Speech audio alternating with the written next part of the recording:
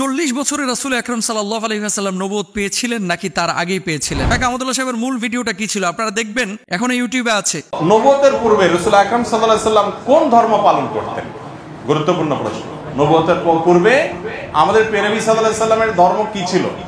যদি বলেন যে কোন ধর্ম অনুসরণ করতেন না, তাহলে নাউজুবিল্লাহ উনি কি ধর্মহীন ছিলেন নাকি? তাহলে শায়েখকে প্রশ্ন করা হয়েছে, সেই প্রশ্নটা মানে শায়েখ ওখানে উপস্থাপন করেছেন যে আল্লাহর রাসূল 40 বছর তো নবুয়ত পান নাই। প্রশ্নটা এভাবে করাছে, সেই প্রশ্নটা শায়েখ পড়েছে মাত্র, কাট করে নিয়ে যে ওই জায়গাটা ওখানে বসানো হয়েছে। আর এটা নিয়ে আমাদের ভাইয়েরা গোটা দেশ উত্তাল করে ফেললো। শায়েখ আহমদুল্লাহ বাংলাদেশের একটা অ্যাসেট। আহমদুল্লাহরা প্রতি বছর জন্ম নেয় না। আমি মুস্তাফিজ না থাকলে দেশের জাতির দিনের অতটা ক্ষতি হবে না। একজন শায়েখ আহমদুল্লাহ না থাকলে এ দেশের, এ জাতির, এ দিনের অনেক বড় ক্ষতি হবে।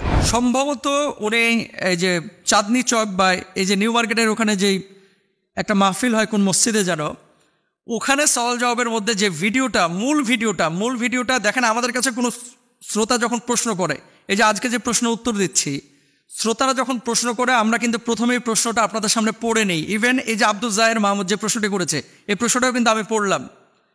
কোরআনুল কারিমে আল্লাহ কি বলছে একটা উদাহরণ দিয়ে আরো ক্লিয়ার হবেন। লা তাকরাবুস সালাহ, নামাজের ধারে কাছেও যায় না।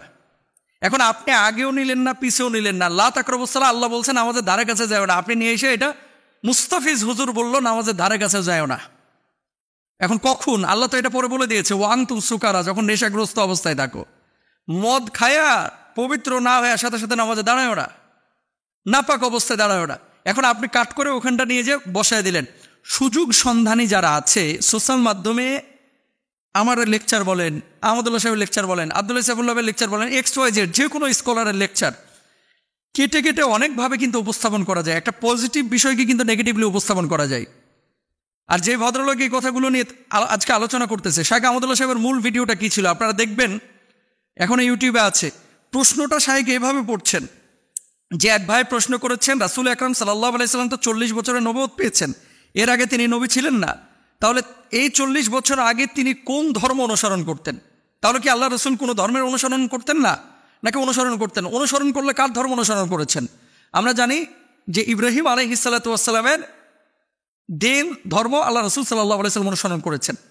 তাহলে শায়েখকে প্রশ্ন করা হয়েছে, সেই প্রশ্নটা মানে শায়েখ ওখানে উপস্থাপন করেছেন যে আল্লাহর রাসূল 40 বছর তো নবুয়ত পান নাই। প্রশ্নটা এভাবে করাছে, সেই প্রশ্নটা শায়েখ পড়েছে মাত্র, কাট করে নিয়ে যে ওই জায়গাটা ওখানে বসানো হয়েছে। আর এটা নিয়ে আমাদের ভাইয়েরা গোটা দেশ উত্তাল করে ফেলল।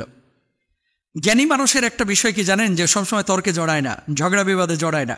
কারণ যেই গাছে যত ফল বেশি, সেই গাছটা তত নত বেশি। এই যে আম বড় বড় দেখবেন গাছের উপরে ধরে আছে, যত বেশি আম গাছটা তত নত। এত কথা শায়েখ আহমদুল্লাহ সাহেবকে নিয়ে বাংলাদেশে হলো। আমি তো দালাল হয়ে গেছি, মানুষ বলতেছে, কতজন তো আমাকে নিয়ে কত কথা বলতেছে। এতদিন আমাকে নিয়ে কেউ সমালোচনা পৃথকভাবে করেছে, কিন্তু আওয়ামভাবে একটা দুইটা না, একাধিক ভিডিওতে আমাকে সমালোচনা করেছে। যে ভাই আমার নিয়ে গালমন্দ করেছে, সমালোচনা করেছে, আমি তার জন্য দোয়া করি আল্লাহ তাকে হেদায়েত দান করুক, আল্লাহ তাকে মাফ করে দেখ। তার ব্যাপারে আমার কোনো আক্রোশ নাই, বিদ্বেষ নাই। কিন্তু শায়েখ আহমদুল্লাহ বাংলাদেশের একটা অ্যাসেট। আহমদুল্লাহরা প্রতি বছর জন্ম নেয় না। আমি মুস্তাফিজ না থাকলে দেশের জাতির দিনের অতটা ক্ষতি হবে না। একজন শায়েখ আহমদুল্লাহ না থাকলে এ দেশের, এ জাতির, এ দিনের অনেক বড় ক্ষতি হবে, অনেক বড় ক্ষতি হবে, অনেক বড় ক্ষতি হবে। সুতরাং শায়েখ আহমদুল্লাহ সাহেবকে নিয়ে এই কথাগুলো যারা বলতেছে, মূলত শায়েখ আহমদুল্লাহ ব্যক্তি আহমদুল্লাহ টার্গেট না, মূলত তার প্রতিষ্ঠান টার্গেট। কারণ মানুষজন যাতে করে এই প্রতিষ্ঠানের তার উপরে প্রশাসনিক নজরদারি নিয়ে এসে প্রতিষ্ঠানটাকে বন্ধ করতে পারে। কারণ কি? মানুষের ভিতরে একটা গ্রহণযোগ্যতা তৈরি হয়েছে। আপনি বিদেশে যান, আউল বাউল ফাউল যারা নাচানাচি গাওয়াগাওয়ি করে, তাদের ইমেজটা কি? বর্তমান জেনারেশনের যুবকদের কাছে তাদের ইমেজটা কি? আর শায়েখ আহমদুল্লাহর ইমেজ কি? মিজানুর রহমান আজহারীর ইমেজ কি? আমি যে কথাটা বলতে চাচ্ছি, ফুল ভিডিওটা আগে দেখেন, তারপর আপনারা সিদ্ধান্ত নিন। এবার আসেন দলিল। বলা হচ্ছে কি যে কেউ যদি নবীজিকে বলে যে 40 বছরে আল্লাহ রাসূল সাল্লাল্লাহু আলাইহি ওয়াসাল্লাম নবুয়ত পেয়েছেন, তার আগে যদি কেউ বিশ্বাস না করে সে কাফের হয়ে যাবে। যদি এই কথা কেউ বলে, তাহলে আনাস ইবনে মালিক রাদিয়াল্লাহু তাআলা আনহু এবং আব্দুল্লাহ ইবনে আব্বাস রাদিয়াল্লাহু তাআলা আনহুমা তাদের কথা অনুসারে সেই মানে কাফেরের খাতায় তাদের নাম উঠে যায়। নাউজুবিল্লাহি মিন যালিক। কেন বলি? বুখারী শরীফের হাদিস। আনাস ইবনে মালিক রাদিয়াল্লাহু তাআলা আনহু কি বলছেন? আল্লাহ রাসূল সাল্লাল্লাহু আলাইহি ওয়াসাল্লামের 1 বছরও না 2 বছর না 10টা বছর তিনি খিদমত করেছেন। তিনি বলছেন আল্লাহ রাসূল সাল্লাল্লাহু আলাইহি ওয়াসাল্লামের উপরে আল্লাহ তাআলা নবুয়ত দিয়েছেন 40 বছরে। তো আনাস ইবনে মালিক রাদিয়াল্লাহু তাআলা তিনি বলছেন 40 বছরে নবুয়ত দেওয়া হয়েছে। তাহলে যারা বলতেছে যে 40 বছরে আল্লাহ নবীকে নবুয়ত দেওয়া হয়েছে, তাহলে সেই কথা অনুসারে আনাস ইবনে মালিক রাদিয়াল্লাহু তাআলার উপরে সেই অপবাদ যায়, নাউজুবিল্লাহ। আব্দুল্লাহ ইবনে আব্বাস রাদিয়াল্লাহু তাআলা তিনি বলছেন যে আল্লাহ রাসূল সাল্লাল্লাহু আলাইহি ওয়াসাল্লামের উপরে 40 বছরে নবুয়ত এসেছে।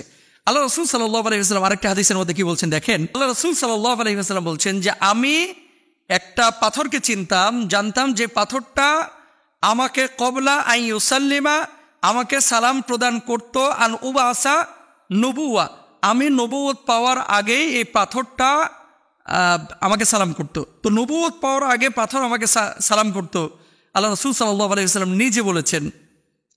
তো নবীজি যে বললেন যে আমায় নবুয়ত পাওয়ার আগে পাথর আমাকে সালাম করতো, তাহলে নবুয়ত আল্লাহ রাসূল সাল্লাল্লাহু আলাইহি ওয়াসাল্লাম একটা নির্দিষ্ট সময় পেয়েছেন। এখন আরেকটা হাদিস যেটা দিয়ে সব ভাইয়েরা দলিল পেশ করে, নবীজি সাল্লাল্লাহু আলাইহি ওয়াসাল্লামের নবুয়তের ব্যাপারে জিজ্ঞেস করা হয়েছিল যে আপনি কখন থেকে নবী, যে রাসূল আকরাম সাল্লাল্লাহু আলাইহি ওয়াসাল্লামকে জিজ্ঞেস করা হলো যে আপনি কখন থেকে নবী, কুনতু নাবিয়ান ওয়াল আদামু বাইনাল জাসাদি, যখন আদম ওয়াল মাই, যখন ওয়াল আদামু বাইনাল মাই ওয়াল জাসাদ, এরকম হাদিসের মধ্যে কয়েকটা বর্ণনা আছে যে আদম যখন শরীরে এবং পানির মধ্যে তিনি ছিলেন তখন থেকেই আল্লাহ রাসূল সাল্লাল্লাহু আলাইহি ওয়াসাল্লাম নবুয়ত পেয়েছিলেন। আদম যখন রূহ এবং মাটির মধ্যে মিশ্রিত ছিলেন তখন থেকে আল্লাহ রাসূল সাল্লাল্লাহু আলাইহি ওয়াসাল্লাম নবুয়ত পেয়েছিলেন। এরকম কিন্তু একাধিক বর্ণনা আছে। হাদিসটা কি? হাদিসটা রাসূল আকরাম সাল্লাল্লাহু আলাইহি ওয়াসাল্লামের বিশুদ্ধ হাদিস, যে যখন আদমকে সৃষ্টি করা হয় নাই তখন থেকেই তিনি নবুয়ত পেয়েছিলেন। কিন্তু আদম আলাইহিস সালাতু ওয়াস সালামকে আল্লাহ সুবহানাহু ওয়া তাআলা যে পৃথিবীর বুকে পাঠিয়েছেন, নবীকে যে আল্লাহ সুবহানাহু ওয়া তাআলা পৃথিবীর বুকে পাঠিয়েছেন, নবীজি 40 বছর পর্যন্ত নবুয়ত পান নাই, কিন্তু আগে থেকে নবুয়ত ছিল লাউহে মাহফুজে। কোরআন যেমন সংরক্ষিত ছিল, নবীজির স্বীকৃতি লাউহে মাহফুজে এবং আসমানি জগতে, রুহানি জগতে আল্লাহ তাআলা আগেই দিয়ে রেখেছিলেন। সেই স্বীকৃতির সনদ, স্বীকৃতির চূড়ান্ত বাস্তবায়ন আল্লাহ তাআলা 40 বছরে করেছেন। তাহলে কি সেই হাদিসটাও ঠিক, এই হাদিসগুলোও ঠিক। 40 বছরে নবীজি নবুয়ত পেয়েছেন, এটা তো সিরাতের ম্যাক্সিমাম কিতাবের মধ্যে আছে, ম্যাক্সিমাম কিতাবের মধ্যে আছে। আমরা তো অস্বীকার করতেছি না সেই বিষয়টা, কিন্তু নবুয়ত 40 বছরে পেয়েছে, এটাকে কেউ যদি অস্বীকার করে কাফের হয়ে যাবে, ফাসেদ হয়ে যাবে, এই বিষয়টাতে আমরা একমত না, এটা অশুদ্ধ বিষয়। সুতরাং রাসূল আকরাম সাল্লাল্লাহু আলাইহি ওয়াসাল্লামের হাদিস একাধিক থাকতে পারে। আমাদের আকীদা হচ্ছে নবীজি 40 বছরে নবুয়ত পেয়েছেন এবং নবীজির নবুয়তের সিদ্ধান্ত স্বীকৃতি আল্লাহ সুবহানাহু ওয়া তাআলা আগেই দিয়ে দিয়েছেন। কিন্তু এটা নিয়ে বাড়াবাড়ি, ছাড়াছাড়ি, মারামারি, আর মূলত যদি উদ্দেশ্য হয়ে থাকে শায়েখ আহমদুল্লাহকে দমন করা, এই উদ্দেশ্যটা আসলে সফল হবে না। আল্লাহ তাআলা চক্রান্তকারীদের চক্রান্তকে নস্যাৎ করুক। সবাই বলেন আমিন। আল্লাহ সুবহানাহু ওয়া তাআলা আমাদেরকে বোঝার তৌফিক দান করুন।